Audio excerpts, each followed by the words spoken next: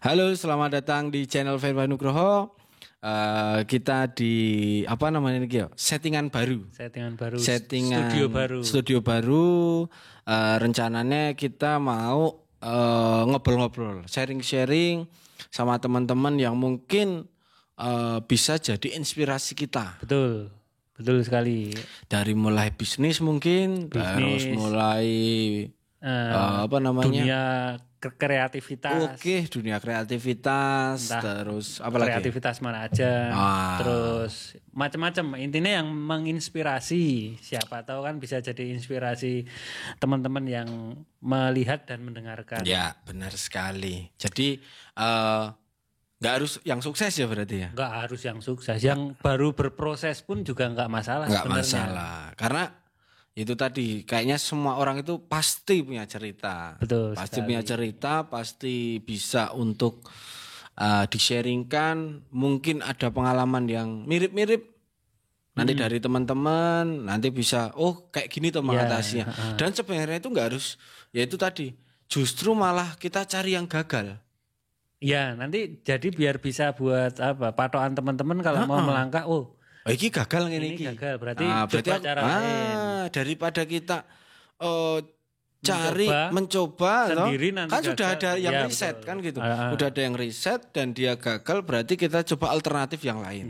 Nah gitu. Berarti kan mempermudah di situ kan. Termasuk inspirasi itu tadi. Nah begitu. Terus sebelumnya ini kita percobaannya itu pakai mic dynamic microphone, kita nggak pakai kondensor. Nah, kita nggak pakai kondensor dan pakai mixer. Di sini ada mixer. Kita ini percobaan, semoga suaranya itu jelas. Kalau suara di headphone jelas sih. Suara di headphone jelas ya, sama. Di headphone saya juga ya tetap terdengar dengan baik.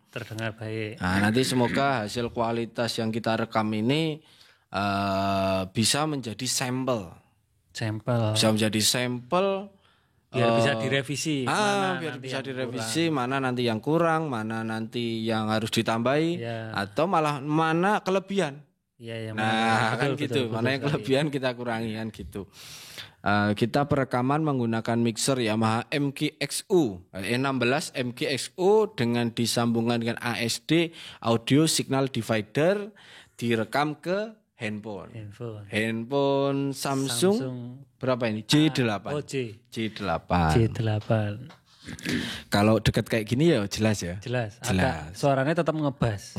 Lebih ngebas daripada nek jauh kan treble. Nek dekat gini, nah ini ini suara saya di headphone juga ngebas. Asik. Kalau tapi asik enggak? Asik. Oke, semoga nanti yang menjadi bintang tamu nanti juga nyaman di sini. Mungkin ini kan kursinya yang belum nyaman ya. Nanti kursinya belum nyaman. Sponsoran siapa tahu ada yang mau baik hati memberikan endorse kursi. Mungkin dari IKEA atau apa itu namanya satu nih lali aku. Banyak Fortune. Itu toko Informa. Itu yang gede-gede. Nek sing cilik-cilik ya mebel lah. Mebel rah apa-apa. Paling ora ya daerah kene lokal pride. Soalnya katanya kemarin saya dapat artikel. Itu presiden kita itu mensupport untuk lokal pride. Jadi cintailah produk lokal. Dengan jargonnya itu, selain itu ada jargon bencilah produk luar. Oh gitu. Jadi ngeri gue. Iya. Jadi saking pengennya lokal itu bangkit. Tapi nganu sih dengan kita support selalu produk lokal itu memajukan kualitas juga. Otomatis kan nek usaha ki keuangannya yo lancar toh, nek dia juga laku terus disukai, otomatis nanti kualitasnya juga lebih baik. Berarti intinya gini, mereka produknya sekarang mungkin biasa saja. Tapi mereka itu juga punya istilahnya itu proses ya. Punya betul. Proses, dia itu juga pengen berkembang. Yaitu tadi kalau ada cash flow-nya. Ya, namanya cash flow. Istilahnya berarti jalan, keuangannya jalan, kita bisa memakai atau memanfaatkannya dengan baik, sesuai dengan manfaat. Mungkin nanti produk tersebut, produk lokal tersebut lah. Bisa apa aja kan gitu bisa bangkit ya. Bangkit dan mungkin bersaing juga. Untuk istilahnya bukan daripada. Jadi bersaing dengan produk-produk impor. Nah, soalnya nek saya pribadi yakin sih orang-orang Indonesia itu orang-orang kreatif. Ya terbukti kan banyak produk-produk dari luar mengeluarkan apa, mesti orang Indonesia tuh bisa kreatif, ditiru atau gimana itu kan mesti bagus juga. Benar. Jadi simpelnya itu gini, bukannya saya bukannya saya setuju dengan plagiat, enggak. Tapi gini, ketika ada teknologi baru, nah kan gitu, ada teknologi baru kan bisa dibedah. Iya. Dibedah, ibaratnya kalau itu ATM, amati, tiru, modifikasi. Betul. Nah kan gitu. Bukan plagiat tapi referensi. Ya buat referensi kita. Misalnya kita enggak perlu bikin riset untuk mobil supercar sendiri. Ya karena sudah ada. Karena sudah ada, tinggal kita beli aja Lamborghini atau seri yang mungkin terbaik. Nah diudel-udel. Kita bikin. Nah diudel-udel. Ono apane toh itu? Nah, kan gitu. Kita bisa bikin dan lain-lain. Sama juga kalau di sneakers. Nah, kalau di sneakers itu sepatu ya berarti. Kayak Nike. Itu kan bisa mahal-mahal. Iya. Gimana kita mungkin kalau dari Nike kita bilang itu branded kan gitu. Ya, lebih ke brand. Lebih ke brand. Tapi kan untuk secara kualitas Indonesia juga kita bersaing kan gitu. Untuk lokal itu kemarin mereknya apa yang sempat booming itu? Kompas ya, yang masuk daftar itu. Istilahnya yang boom ya. Terus sampai ada KW-nya. Lokal tapi ada di KW juga. Ya, itu ada. Kompas ya. Kompas. Terus sebenarnya juga ada lagi Ventela itu juga hitungannya pabrik besar dan barang-barangnya oke juga sebenarnya.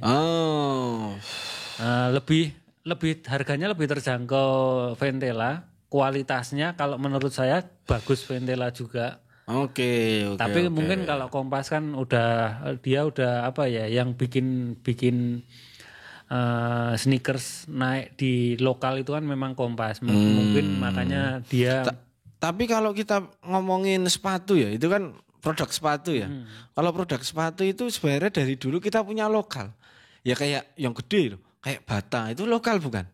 Nek Bata setahu saya bukan Indonesia. Oh, bukan Indonesia. Itu malah negara kecil, aku lupa, tapi yang jelas itu bukan. Kalau Ardiles kayak gitu? Nah itu nggak tahu saya. Yang kayak ATT, Pro ATT. Dulu zaman aku kecil SD itu yang ngehit kayak gitu Nek setahu saya jelas Bata bukan. Cuman kalau untuk Ardiles sama Pro ATT aku nggak tahu. Nah itu kan kayaknya kan produksi di lokal kan gitu. Misalnya itu bukan produknya Indonesia, misalnya kita katakanlah gitu. Tapi itu kan produksinya di lokal, yaitu di Indonesia. Berarti kan kita tahu. Sebenarnya kayak Nike, bahannya, nah itu Nike juga pun Adidas, diproduksi di Vans, Indonesia juga. Kayak gitu ya, yang gede-gede itu kan dia produksi pabrik di sini. Betul. Tinggal kita itu gimana caranya untuk memproduksi seperti itu. Mungkin untuk biaya kan kayaknya sekarang udah banyak vendor yang menerima kan gitu. Untuk skala kecil lah. Cuma kita paling yang mahal khususnya kalau di sepatu tadi bikin apa itu? Bawah itu loh apa? Sol. Bikin solnya yang misalnya kalau khusus ada nama kita atau brand tapi kita. Tapi udah banyak juga sekarang. Yang sekarang untuk pabrik-pabrik yang bikin sol udah banyak juga. Nah, jadi itu. udah gampang enggak Nah, berarti intinya untuk teman-teman yang mau kreatif sebenarnya sudah banyak peluang ya. Itu baru dari ibaratnya beberapa yang kita referensikan. Padahal bisnis itu macam-macam. Kayak teknologi smartphone juga ada. Advan itu juga ya walaupun enggak sebaik brand-brand yang luar, tapi kan itu membuktikan kalau Indonesia juga bisa bikin seperti itu. Nah, berarti intinya itu sebenarnya mereka itu butuh support. Ya, butuh support namun ada namunnya, Bro. Kita sebagai nanti kan berarti kita jadi konsumen di situ. Nah, betul. Gimana kita bisa percaya dengan produk tersebut? Produk tersebut kompatibel enggak? dengan masa sekarang. Mungkin kalau kita main di barang-barang komoditi seperti sepatu, pakaian, terus kreatif, itu mungkin kita bisa bersaing di kualitas, di uniknya, terus di macam-macam. Tapi kalau di teknologi, kita kembali ke misalnya teknologi kan urusannya banyak pihak. Iya, memang teknologi memang. Iya toh. Dari vendor softwarenya, dari apa? Kalau Android itu apa? Ya Android itu dia masuk ya Google. Google, terus kalau iOS itu di iOS iya kan punya sendiri-sendiri kan gitu. Nah mungkin untuk teknologi kita susahnya di situ. Kita susahnya paling di situ. Cuman kan kita bisa juga. Bisa, nggak menutup kemungkinan. Nggak menutup kemungkinan juga ke depannya kita semakin. Ya itu tadi kalau barangnya itu laku, cash flow-nya jalan, makanya produk-produknya itu semakin berkembang juga. Ya intinya itu tadi balik lagi kan kalau produk lokal kita support, nanti kita juga yang bisa merasakan. Benar. Ya semoga untuk teman-teman semua bisa semangat ya, bisa semangat terus untuk menciptakan produk yang kreatif, yang berkualitas. Betul. Terus ya bisa masuk industri kan gitu loh. Untuk produk itu memang kalau handmade itu ya kembali ke misalnya produk kreatif, kalau handmade itu memang kita susah untuk bersaing di harga. Karena seluruh bahan yang kita bikin kan otomatis kan retail ya. Karena kuantitinya sedikit. Ya. Nah gimana cara yang kuantitinya sedikit jadi banyak biar bisa murah. Sama ini kita nanti buat apa namanya? Buat giveaway mungkin ya? Giveaway, tapi itu nanti aja nggak apa-apa. Giveaway. Rencana saya gini, jadi nanti mungkin ada teman yang diundang terus juga ngasih giveaway. Ya. Jadi dari narasumber nanti juga pengen saya itu siapa ada tahu dia pelaku bisnis juga. Pelaku bisnis mau promosi, silahkan gitu. Karena kita feedbacknya mungkin ya cuma jagongan kan gitu, cuma wedang kopi kan gitu. Jadi mungkin dia sekalian bisa promosi, bisa memperkenalkan produknya di sini. Walaupun selain menceritakan, selain bercerita tentang kisah mereka, gimana sih naik turunnya itu bisnis, gimana kok bisa gagal, gimana kok bisa berhasil. Nah itu kita perlu belajar kan gitu. Apalagi di era pandemi, ini masih pandemi apa enggak ini? Masih pandemi. Tahu ini kapan ini bisa selesai? Wah, udah hancur lebur. Saya sebenarnya kasihan maksudnya ya. Gimana? Sebelum pandemi pun juga orang-orang nyari kerjaan udah susah. Yes. Ditambah ada pandemi, semakin hancur mesti kasihan. Maksudnya kayak gitu kan kayak terus tingkat kejahatan mesti juga meningkat juga. Enggak maksudnya bukan kejahatan yang besar, kejahatan yang kecil-kecil misalkan yang dulunya dia, maling sendal kan. Maling sendal mungkin terus dia sebelumnya ngehit sneaker malingnya sepatu. Nek enggak misalkan dulunya dia sopir rental karena rentalan sepi terus dia coba coba bangkit terus dia ngeberaniin sewa mobil karena pandemi ini dia belandangnya ya bisa. Soalnya itu kebetulan itu juga ada kasus. Ada kasus seperti itu. Dan jadi teman juga itu. Belandangke mobil. Dan itu teman juga. Dia share di grup di Jogja yang juga besar, dia share ke situ, yang pinjem juga temen juga, yang pinjem temen juga ya karena itu tadi tuh pandemi. Sebelumnya dia juga baik ya karena pandemi, terus dia memberanikan itu tadi nyewa rental sebulan. Ternyata selama sebulan mungkin nggak sesuai pemasukannya kurang dia. Gitu ya. Terus dia malah ya hilang dalan nih, disamperin ke rumah nggak ada. Ya itu tadi efek pandemi kan juga kasihan. Berarti pandemi ini memang kena semua gitu ya. Kena semua dan bahkan seluruh dunia kan gitu sebenarnya kan gitu. Gak cuma di Indonesia. Ya, untuk saya sendiri kan istilahnya kita punya profesi, saya bukan kita ya. Saya profesi kan sebagai konveksi ya, sablon, terutama di bidang sablon itu juga lumayan terasa. Mungkin berkaitan semuanya, berkaitan. Jadi semuanya berkaitan. Iya, karena misal gini contoh, biasanya saya ada order dari event. Ketika pandemi eventnya cancel, otomatis kaosnya juga cancel. Terus nanti kena bagian EO-nya kan juga kena. EO-nya juga kena, dia nggak bisa dapat izin untuk event. Terus ya otomatis pemasukannya dia juga turun. Iya benar. Bahkan hilang. Lah itu sing bahaya itu. Kasihan juga sebenarnya. Ya sama, saya juga merasakan itu. Sempat order itu juga ya down lah ibaratnya gitu. Dari yang biasa jadi sepi. Saya nggak bilang rame. Jadi intinya jadi sepi kan ngono. Apalagi sekarang ini kita berjuang ya sedikit demi sedikit gitu loh. Cuman kalau saya pribadi alhamdulillah gini. Saya punya pola pikir gimana kita tetap survive gitu loh. Jadi bukan masalah order lagi tapi lebih ke ya sudah ini sepi, semuanya juga sepi kan gitu. Ya, gimana bisa memaksimalkan waktu ini malah. Jadi kita mau belajar termasuk ini juga atau bikin YouTube. Kita bikin YouTube, gini kayak gini. Itu belajarnya di masa pandemi. Ya betul. Mungkin kalau nggak ada pandemi ya nggak ada. Kita nggak bisa belajar. Ya, maksudnya nggak secepat ini kita belajar untuk berprogres kan gitu. Jadi ada hikmahnya juga. Yes. Terus ada lagi yang info. Saya cuma dapat info itu malah di pandemi ini mereka bikin brand. Malah bikin brand. Yes, brand clothing baru di era pandemi. Rame juga itu. Ramenya saya kurang tahu, yang jelas dia mencoba berinovasi. Tapi tetap harus gitu sih. Iya. Saya ada info juga itu beberapa itu kalau tadi kan brand pakaian.